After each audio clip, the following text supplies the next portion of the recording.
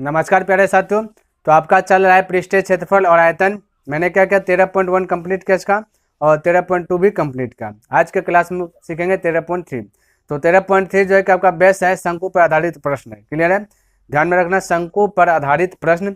तो शंकु का जो भी चीज़ आपका क्षेत्रफल होता है, आयतन होता है ना, और कुल क्षेत्रफल होता है, त्रिज्यक ऊंचाई होता है, ये सारा चीज़ जो कि आपको पहले से याद होनी चाहिए, है ना। और हमने आपको पहले ही डॉक्यूमेंट्स दे दिया कि भाई ये सारा चीज़ है और बतला भी दिया, है ना। तो देखते हैं पहला नंबर प्रश्न और थोड़ा सा शंकु के बारे में भी चर्चा कर लेंगे, क्या कहता है समझिएगा। सबसे पहली बात है ना, थोड़ा सा शंकु पर चर्चा करते हैं। चलिए लाइट आ गया बहुत सा।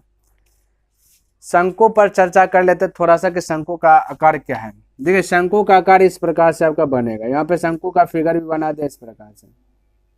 ये आपका शंकु है। शंकु में होता है एक तिर्यक ऊंचाई। तिर्यक ऊंचाई इस प्रकार से बाउंड्री जो पूरा एकदम जैसे कि है ना, यहाँ पर से इस प्रकार से यहाँ पे बीच में केंद्र होगा, ये आपका तिर्यक ऊंचाई। अगर इसको मिला दीजिएगा इस प्रकार से और अलग करके लिखेगा तो कुछ ऐसा दिखेगा, जिसको हम कहते हैं कि समकोण त्रिभुज। यहाँ 90 डिग्री का एंगल बनता है। 90 डिग्री सामने वाली भुजा कर्ण कहलाता है, जिसको हाथ से डिनोट करते हैं, इसको लंब कहते हैं। इसको क्या कहते हैं, आधार कहते हैं, जिसको हम बी से डिनोट करते हैं। तो यहाँ पे भी आपका लंब को कहते हैं तिर्यक ऊंचाई। क्लियर है। और बाकी बात यहाँ पे आपका हाइट हो जाएगा, यहाँ पे जैसा कि देख सकते हैं। और उसके बाद आपका ये वाला आर हो जाएगा। ये सारा चीज़ जानना चाहिए। शंकु का क्षेत्रफल होता है पाई आर एल। हालांकि अब इतना सा जान गए ना। अच्छा एक चीज़ और बता देते हैं। शंकु का फिगर जैसा कि यहाँ पे भी आपका दिया गया, देखिए भुट्टा का फिगर दिया गया, भुट्टा का जो है ना छील दिया गया। उसके बाद जो निकला हुआ है ना, वो आपका शंकु का आकार का है। क्लियर है, किसका आकार का है, शंकु का आकार का है। और ये भी आप देख सकते हैं, जो पेन का जो लोखनी है ना, ये जो पेन का लोखनी है, ये भी आपका शंकु के आकार का है, टोपी की तरह। बर्थडे सब में जो आप टोपी पहनते हैं ना, वो भी आपका शंकु के आकार का है। कहीं पे आप देख रहे हैं कोई मिट्टी का ढेर जब बनाता है, जैसे बाल्टी बाल्टी कोई चीज़ आप एडजस्ट कर रहे हैं, एक जगह रख रहे हैं, वो भी आपका शंकु का आकार का बन जाता है। दुकानदार दुकान में जाइएगा, देखेगा आटा सबको ऐसे ऐसे सेव करके रखता है, आटा सबको, वो भी आपका शंकु के आकार का। क्लियर। तो वैसा फिगर जब भी बने इस प्रकार से, है ना, ऐसे पहले चौड़ा फिर धीरे धीरे जाकर के पूरा इस प्रकार से, तो समझिएगा शंकु का आकार का है। तो दुकान में जाइएगा, आटा सब देखेगा ऐसे ऐसे वो कर देता है, तो शंकु का आकार का, जाहिर सी बात है। क्लियर है। तो प्रश्न में आपका क्या दिएगा, प्रश्न थोड़ा सा पढ़ लेते हैं और समझिएगा क्या कहता है। कहते हैं एक शंकु के आधार का व्यास दिया गया है 10.5 सेंटीमीटर है और इसकी तिर्यक ऊंचाई 10 सेंटीमीटर है। तो इसका वक्र पृष्ठीय क्षेत्रफल ज्ञात कीजिए। हमें वक्र पृष्ठीय क्षेत्रफल ज्ञात करना है, जिसमें कि दिया गया है। बनाने से पहले सॉल्यूशन लिख लेना। 1 नंबर प्रश्न आपका लिख दिया गया है। व्यास आपका 10.5 सेंटीमीटर। व्यास का जस्ट आधा होता है त्रिज्या। त्रिज्या निकाले, 2 से भाग दे दिया तो आधा हो गया। और आपका तिर्यक ऊंचाई दिया गया 10 सेंटीमीटर। कभी कभी आपका तिर्यक ऊंचाई देगा नहीं, ध्यान में रखना। तो जब तिर्यक ऊंचाई नहीं देगा तो तिर्यक ऊंचाई आपको ज्ञात कर लेना। यहाँ पर आपका तिर्यक ऊंचाई दे दिया गया तो सवाल हो गया इजी। जब नहीं देगा उस समय तिर्यक ऊंचाई ज्ञात कर लेना। तिर्यक ऊंचाई का फॉर्मूला भी होता है ना, कि एल बराबर यानी तिर्यक ऊंचाई बराबर रूट अंदर R square plus H square या फिर H square plus R square, ये वाला चीज यहाँ पे हालांकि दिया गया तो कोई दिक्कत नहीं। हमें निकालना है शंकु का वक्र पृष्ठीय क्षेत्रफल। तो फॉर्मूला आता है पाई आर एल होता है। तो पाई का वैल्यू सभी को आना चाहिए। पाई का वैल्यू आता है 22/7। यहाँ पर एक क्वेश्चन पूछ देता है ना, कि पाई एक कौन सी संख्या है, ऐसे पूछ देगा ऑब्जेक्टिव में, पाई कौन सी संख्या है। ऑप्शन देगा परिमेय संख्या, अपरिमेय संख्या। क्लियर है। तो पाई आपका अपरिमेय संख्या है, ये माइंड में सेट कर लीजिएगा, जब क्वेश्चन पूछेगा मार दीजिए टिक। और 22/7 अगर दे देगा, पाई का वैल्यू दे देगा, हाउ आपका परिमेय संख्या हो जाता है। ये चीज थोड़ा सा बहुत डिफरेंस रहता है ना। तो पाई का वैल्यू आता है 22/7 और आर का वैल्यू आपका दिया गया है। आर का वैल्यू दिया अभी तो हमने निकाला, व्यास दिया गया था, आधार निकाले। आर आपका 10.5/2 हो गया, क्योंकि इसका आधा होता है। और एल मतलब तिर्यक ऊंचाई, तिर्यक ऊंचाई का एल से डिनोट करते हैं। एल आपका दिया गया 10, तो 10। अब इसको हल कीजिए, कटान छटान कीजिए। देखिए दशमलव डिलीट करेंगे तो 1 जीरो यहाँ आएगा, तो 1 जीरो से 1 जीरो खत्म। क्लियर। अब देखिए 2 से इसको कटा देते हैं, 11 बार में गया खत्म। 7 से इसको कटा देते हैं, 7 टका 7, इधर 7 7 टका 7 बचा 3 यानी 35, 7 पंचा 35।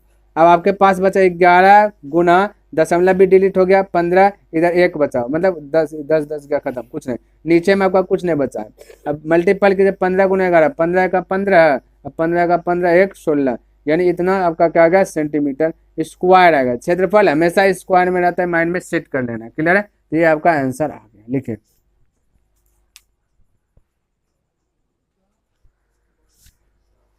तो आइए अब देखते हैं दूसरा का नंबर प्रश्न क्या कहता है, समझिएगा। कहता है एक शंकु का कुल पृष्ठीय क्षेत्रफल ज्ञात कीजिए। पहले प्रश्न कर दिया गया, किसको ज्ञात जब भी करना है कुल पृष्ठीय क्षेत्रफल ज्ञात करना है। फिर कहता है जिसकी तिर्यक ऊंचाई 21 मीटर है और आधार का व्यास दिया गया 24 मीटर। बस देखिए शंकु का क्षेत्रफल पूछे या फिर शंकु का कुल पृष्ठीय क्षेत्रफल पूछे, उनमें से आपको तिर्यक ऊंचाई दे देगा तो बहुत आराम से बन जाएगा प्रश्न, नहीं देगा तो थोड़ा सा जो है ना, थोड़ा सा जो है कि लंबा सा है। क्लियर है? यहाँ पे तो आपका दे दिया गया तो कोई ज्यादा दिमाग कहाँ लगाना। देखिए दिया गया है तिर्यक ऊंचाई 21 मीटर और ब्याज दिया गया 24 मीटर, तो त्रिज्या का आधा होगा, तो 24 को 2 से भाग दिया तो 12 हो गया आधा। शंकु का कुल पृष्ठीय क्षेत्रफल पता है कि pi r into r plus l होता है। शंकु का फिगर ये है, आपको पता है कहाँ पे क्या चीज आता है ना। चलिए पाई का वैल्यू आता है 22/7, आर का वैल्यू देखिए क्या आपका निकला है, आर निकला है 12, या आर लिख लीजिए 12 प्लस एल लिख लीजिए क्या चीज 21 लिख लीजिए, तो यहाँ पे लिख लिया। अब हल करना है आपको 22/7 गुना 12 गुना 12 और 21 को जोड़िए तो 1 और 2 3, 2 1 3 3 हो गया। इस प्रकार से तो 7 से कट नहीं रहा है, तो इसका मतलब मल्टीपल करके 7 से भाग दे दीजिएगा तो दशमलव में कुछ ना कुछ आपका आंसर आएगा, है ना। तो बरगा पारा जानते हैं, 22 का भी जानते हैं, 33 का नहीं जानते, तो ऐसा कीजिए पहले 12 से इसको गुना कर लीजिए फिर 22 से गुना कर लीजिएगा, तो आपके लिए इजी हो जाएगा थोड़ा सा। तो लिख लेते हैं 22 गुना, इसको कहते हैं 12 तिया 36 करीब 6 हाथ 3, 12 तिया 36, 36 और 3 हो जाएगा आपका 36 3 39, इतना हो गया बटा 7 लिख लीजिए, 7 पूरे में सही समझिए, है ना। अब 22 गुना 396 कर लीजिए, 22 का भी पारा मैंने बता दिया, 22 का पारा याद करना।